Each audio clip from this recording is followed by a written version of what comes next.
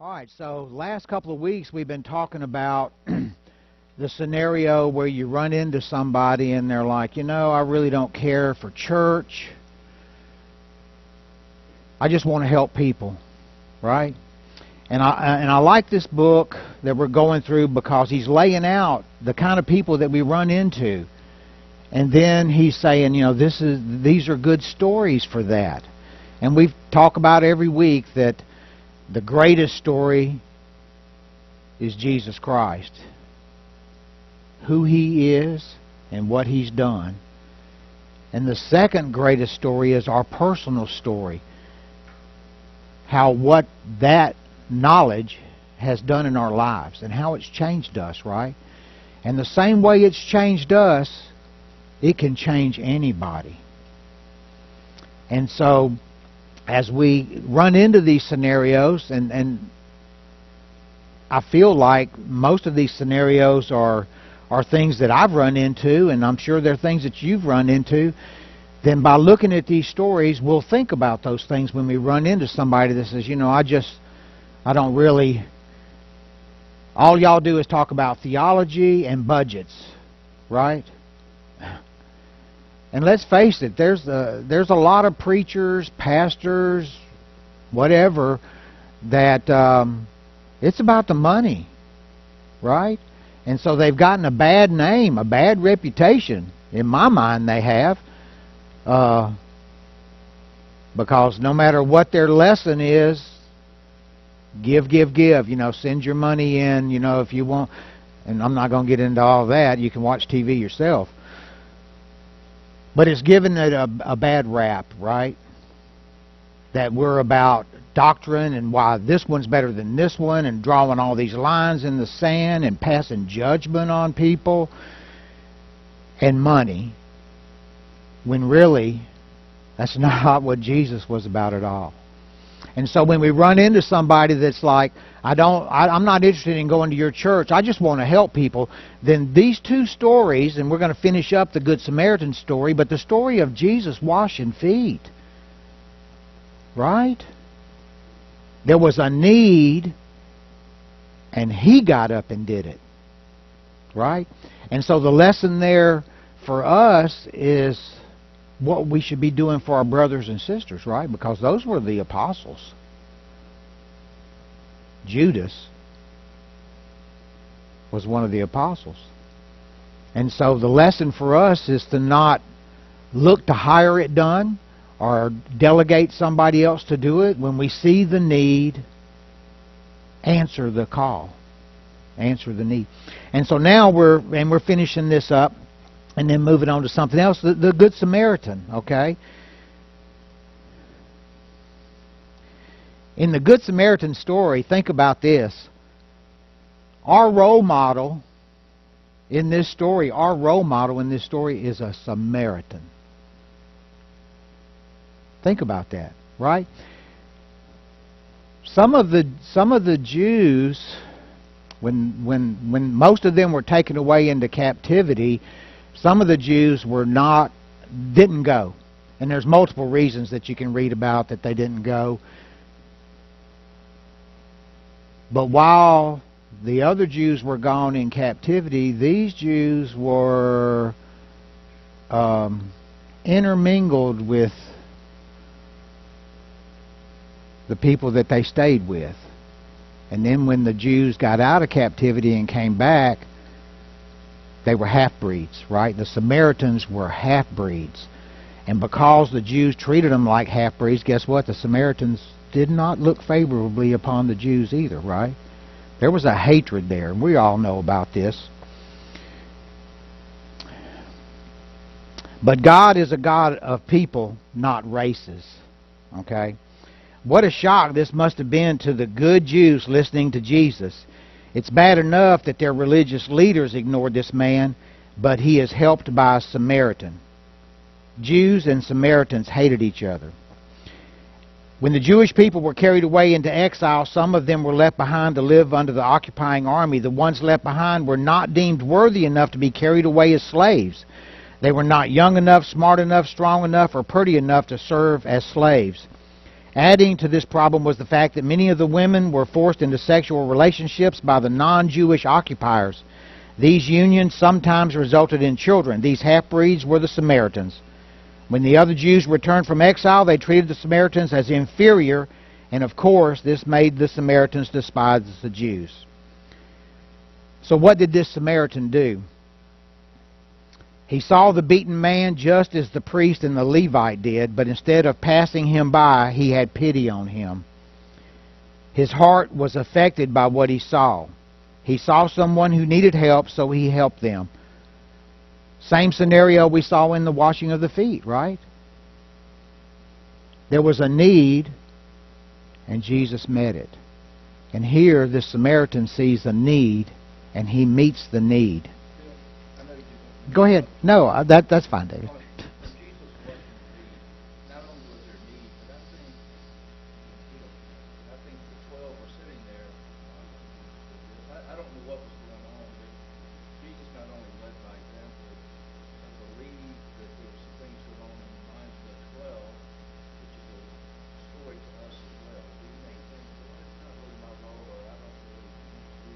Yeah.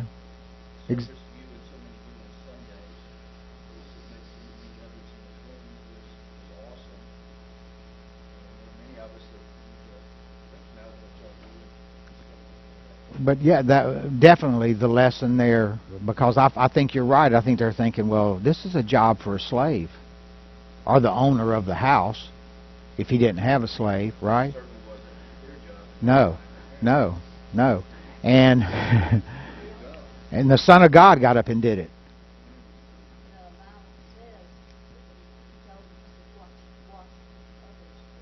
Yes.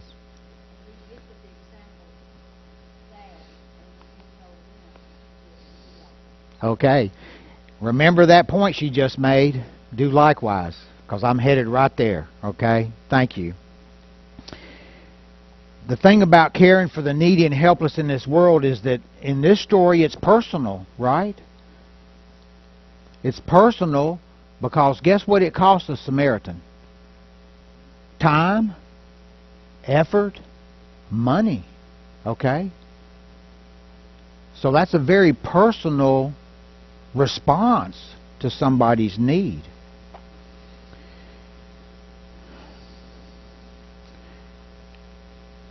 It is not enough to see the need and be moved by it. Nor is the point to just be critical of those who may have failed to respond as God asked. Right? There we are. We're back to passing judgment, right? We passed judgment on the priest and the Levite, right? Because they saw and went across the road to avoid helping, right? And we judged them for that.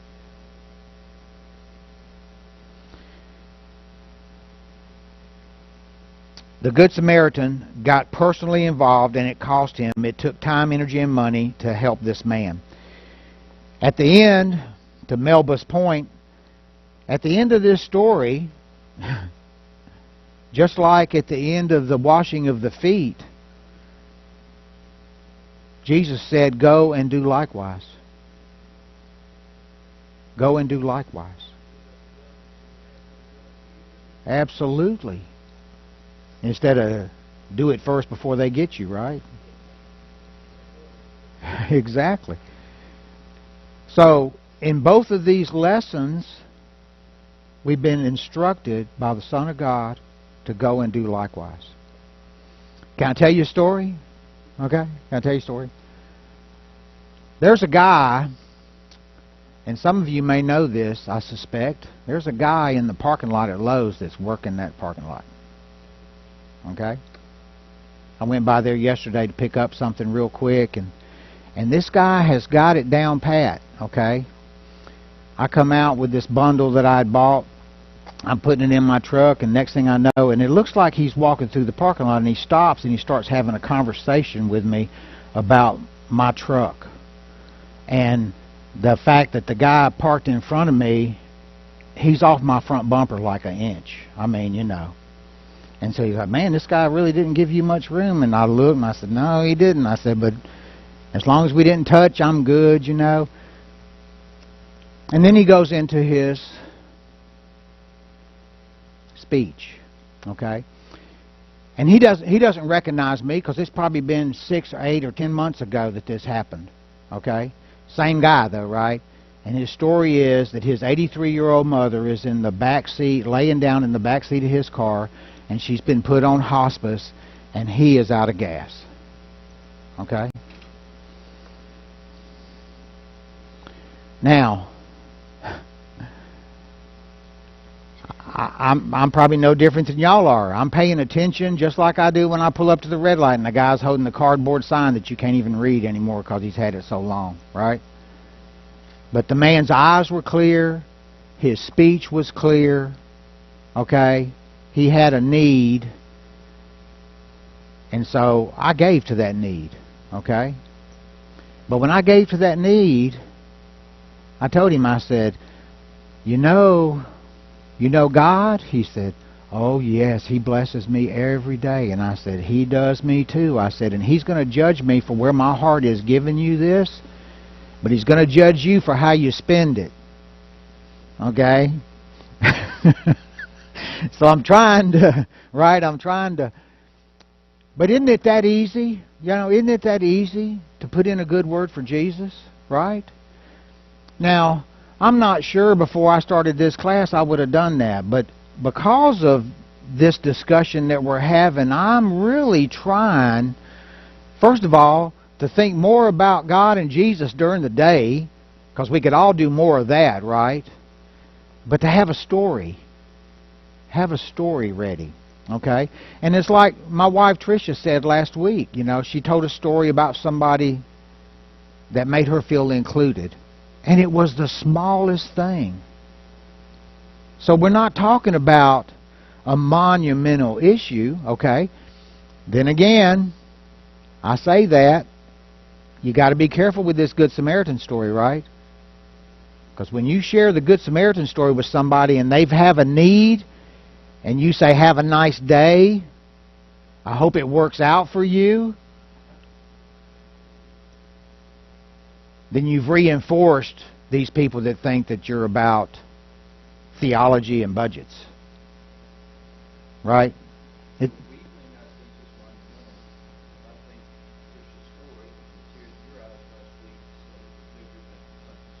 Oh my goodness.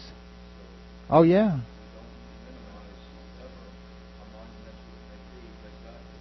Exactly. And think about this, Dave, and I'm not going to linger on this too long because y'all know I tend to get a little emotional, but that was many years ago. And I don't remember back then if she had expressed to me that she did not feel included or was anxious about fitting in. You know what I'm saying? But it was as small as it was monumental enough that 22 years later she told the story. Okay? And at the same time, we need to recognize the people around us. They need what we've got. And we don't know exactly where they are. And all it takes is just the smallest thing to touch somebody's life for Jesus Christ. And like I preached a sermon last week about, right? If you're not bearing fruit, you're going to get cut off and thrown in the fire. And we think that fruit is, well, I baptized this one and this one and this one. And that's not the fruit. The fruit is love. And if we love Jesus Christ to the depth that we should for what He's done for us and does for us every day, and we love our neighbor as ourselves, then we need to be planting seeds. And to me, what easier way to tell a story? I mean, it takes the pressure off, right? And listen to me. When you tell a story, when you tell your story or God's story or a story out of the Bible to somebody, you have had a Bible lesson. You have had a Bible lesson.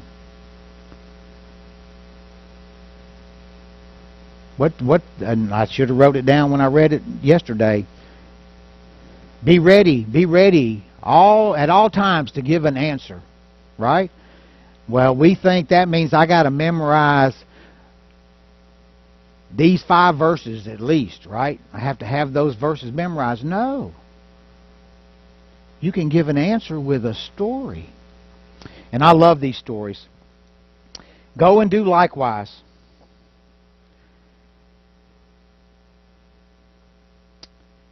But for people that really want to make a difference in the world, then Jesus is the perfect example of how to do it. Christians have, in fact, made a difference in this world. So I asked them if I can tell them a story about a man who was willing to give his life to make a difference, and did. All right, so I'll read this story. When Christ calls a man, he bids him come and die. It was every preacher's nightmare, conflict between the government and the church. The anti-Semitism laws in Nazi Germany began to affect churches. Many churches even enforced government laws against associating with Jews, forbidding them to be in their assembly. Some even taught that baptized Jews were not really Christians. Many preachers and pastors went along with and even encouraged these actions. But not all. Dietrich Bonhoeffer, among others, so strongly opposed this that they formed the Confessing Church. He wrote a book entitled The Cost of Discipleship. Anybody heard that? It's a good book. From which the quote in the headline above was taken. That quote was, "When Christ calls a man, he bids him come and die." This book was in part an attack on the brand of Christianity that refused to take a moral stand against evil. Bonhoeffer was convinced that German Christians must take a stand against Hitler and the Nazi Party. Bonhoeffer, along with several of his family members, became deeply involved in the German opposition. When his church was declared illegal and was forced underground, he continued to work at training preachers. He often taught late into the night in clandestine meetings after he was forbidden to teach publicly.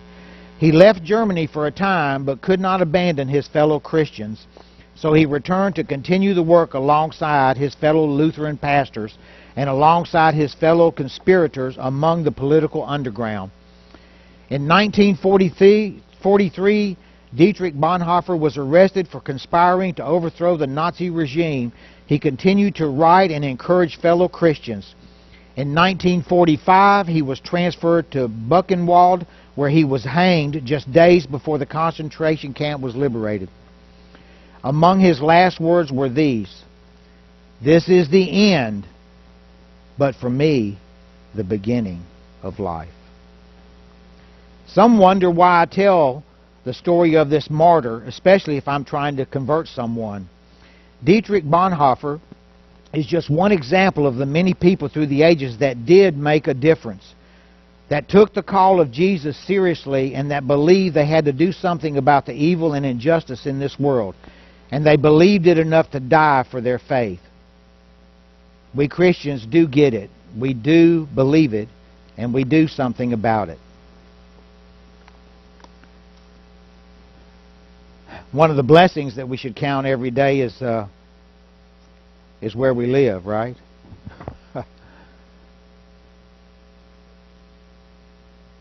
That we don't have to put our lives on the line.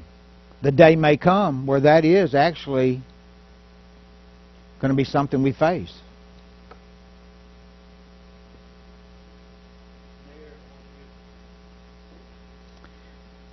But as blessed as we are in this country with our freedom of speech and freedom to gather and freedom to worship, and yet we're not sharing Jesus.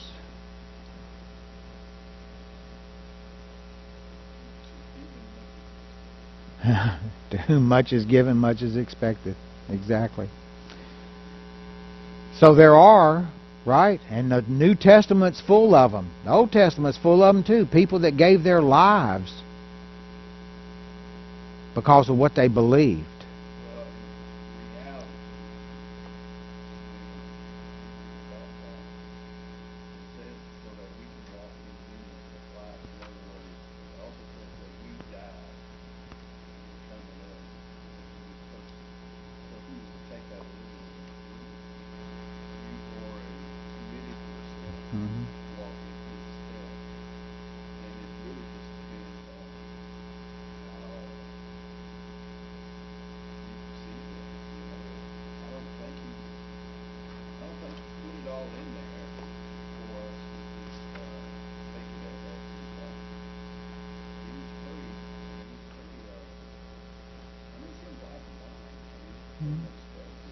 Yeah, and we'll probably not today, but maybe next week get into the story of the rich young ruler, right?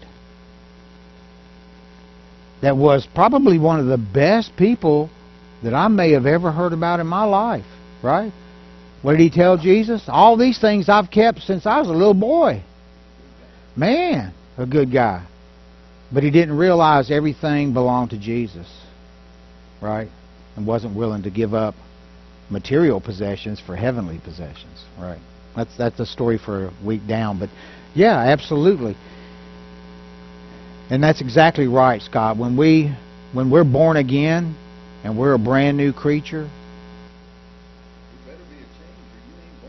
right? If there's not a change in your life, then you just got wet, right? And so our perspective on things has totally changed, right? Oh no.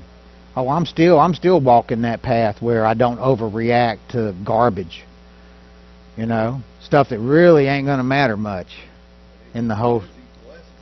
Mm-hmm. Mm-hmm. Yep.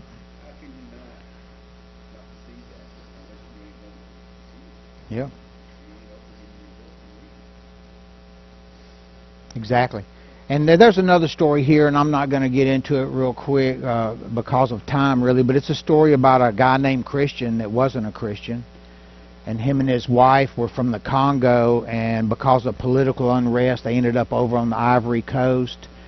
And they did not know Jesus. They did not know God, but they prayed. They prayed for help. Okay?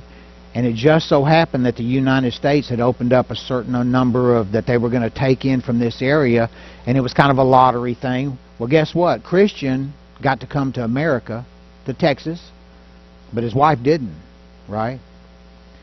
Well, Christian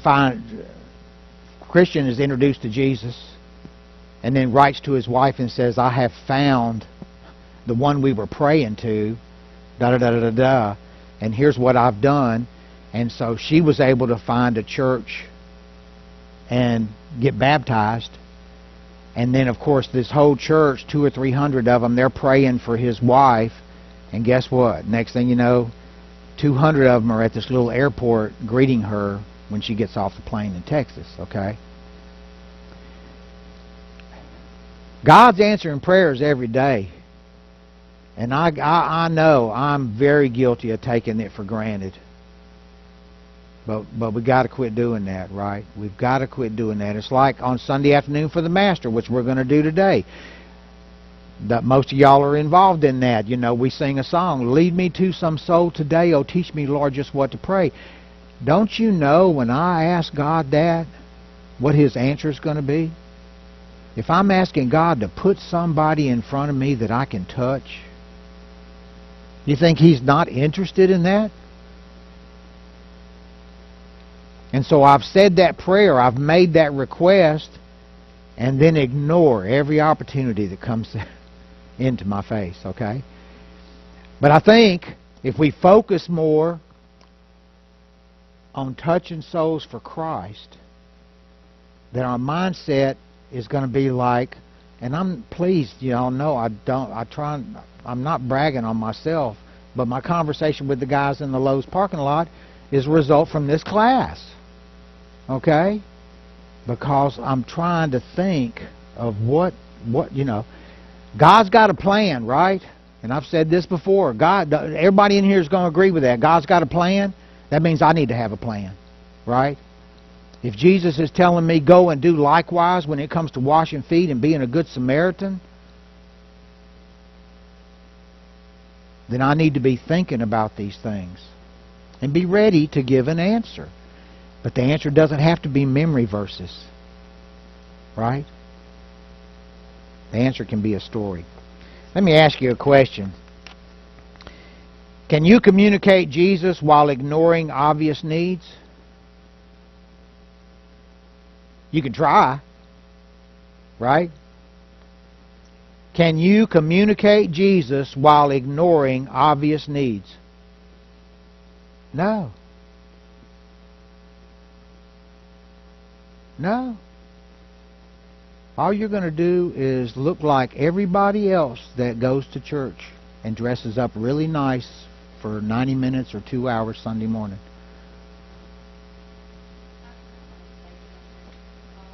Are you asking permission?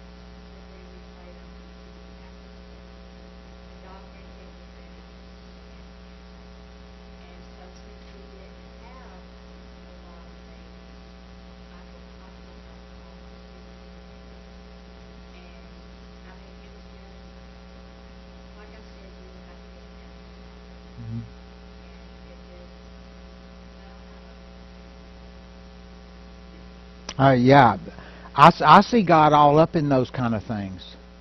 You know what I'm saying? And this room's full of animal lovers, by the way. I just wish you had the calming effect on me that you had on her.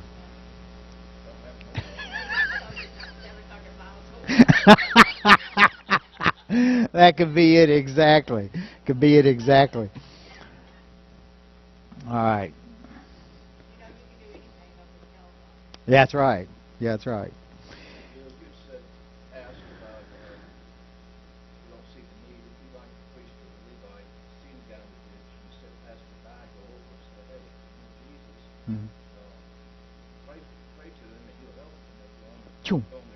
Exactly. Exactly. And I think we do it by mistake sometimes. You know, I think that we overlook, right? We overlook some needs, you know, and so, but it's the ones that are obvious to us that we better do something about, you know. And here's the greatest thing about this church family is I don't have to do that by myself. Right? I don't have to do that by myself. I can make a couple of phone calls or a group text. And I got there are some great there. I don't want to get on that either. All right, so the first question was, can you communicate Jesus while ignoring obvious needs? The answer is no. You cannot communicate Jesus by ignoring obvious needs. Why? Because Jesus was about fulfilling needs. And we've talked about He fulfilled all the physical needs before He did the spiritual needs with people. Right? Listen to this. Can you meet needs while not ever talking about Jesus?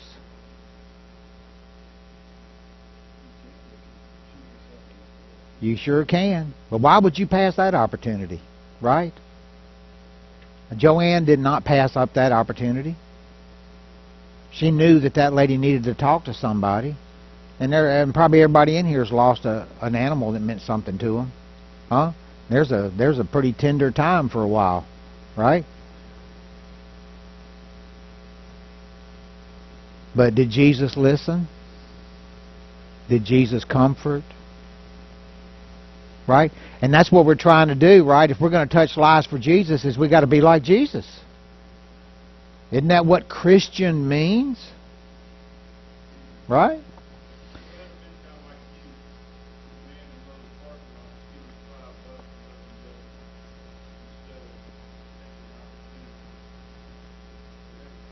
Yeah. To say.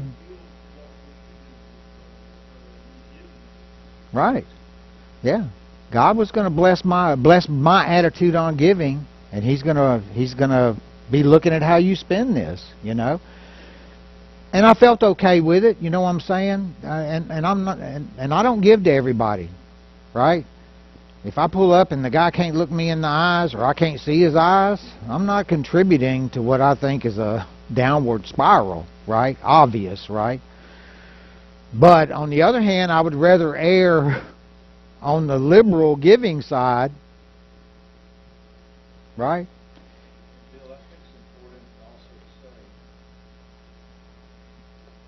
we really have to trust in God significantly that for Him to be pretty lazy to pull out their wallet or open their purse in a situation like that could be dangerous as well.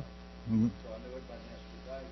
Sure. And make that point that you're not going to guilt trip anybody. Oh, absolutely not. I know that. Exactly not. No. I tell my girls, Mm-hmm. do not.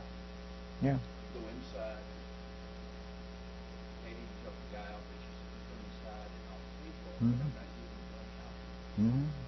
Yeah, and I've actually like at the gas station, where they, and instead of giving them money, I say pull your car over here, and I'll put $5 or $10 worth of gas in it, where I'm not comfortable giving them cash. If they really need gas, we'll see. And and I've had them like, well, no, because all they want's the money.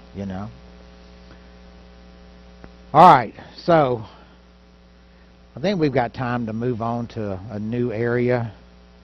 I got 3 minutes. Let me just put it out there. Okay, so we've talked about... Yes, ma'am. You can. I'm not sure I have an answer.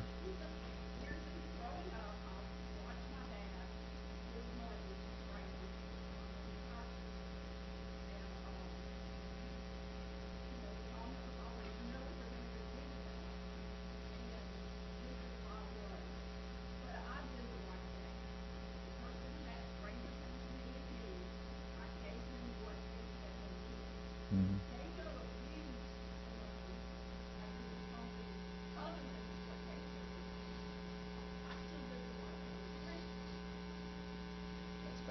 I agree with that 100%. Yeah. Yeah, what's the question? Should you do that? What I'm saying, right? Because I'm passing judgment. Yeah. Yeah. Yeah. Yeah, and I'm not saying it's right what I do. I just put it out there that I look at their eyes and listen to their speech, and I tend to not give if it looks to me like there's a substance abuse going on, right?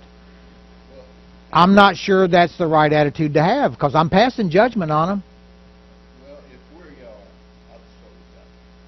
If we are supposedly led by the Spirit, then should we trust Him? Mm-hmm.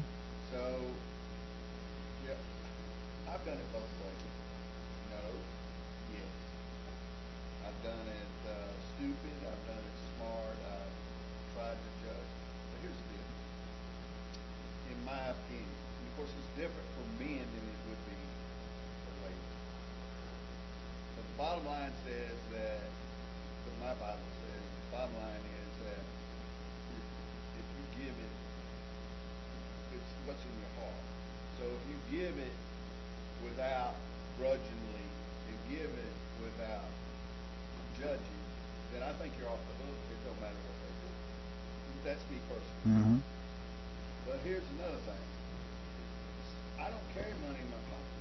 It's the debit days, right? But I've had money in my pocket very rarely, but I've had a significant amount, over $50. And it never fails when I got that kind of money in my pocket. Someone comes and asks me for money. Mm-hmm. And But at the same time, I feel almost obligated that I should. And of course, me being a guy, I'm like, and they're like, well, I appreciate it. Here's my name. I'll mail this to you. And of course, they never do. No. And so the end result is months later, you ain't heard nothing from them. Blah blah blah. You're thinking, well, I just got ripped off. But at the same time, if I'm spirit led, and that's what we teach. We're trying to do. That's right. I'm off the hook. Yeah. And if I'm giving, we're supposed to give, not just in church. We're Right. supposed to give with our lives and with our substance, everything. And so, was I duped? Maybe. But you don't have to answer for that. No. Right. Yeah. Well, that ain't gonna know what if they go over those $5 Oh. responsibility. I think we're supposed to be good stewards, right? And so I do. I kind of check them out. You know what I'm saying? Listen, before we go ahead, David.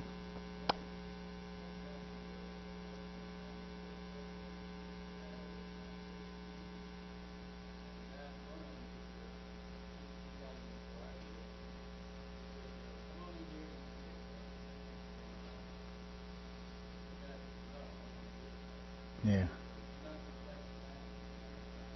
Right. Yeah. Oh yeah. Yep. There's a way to kind of weed them out, I think. Well, I had a guy come in, same tire store, talking about, 'cause I worked for her daddy. Mhm. And he talked about his house burned down, and all his kids didn't have any toys. And I called down to the block, and I told the manager, I said, look, I'm going to send the guy down there, and he can get anything he wants. And I'll come down later and pay for it. So I told him where it was, sent him down there, and he called me a few minutes, the guy, the manager, said, where is this guy? I told him exactly what I needed to know. Yeah. Yeah. Nope. No, you wanted money. Money. Yeah. All right. Something to think about between now and next week. Okay, we're going to change to where you run into people that say, people like me don't belong in church. Right? I got a neighbor, okay?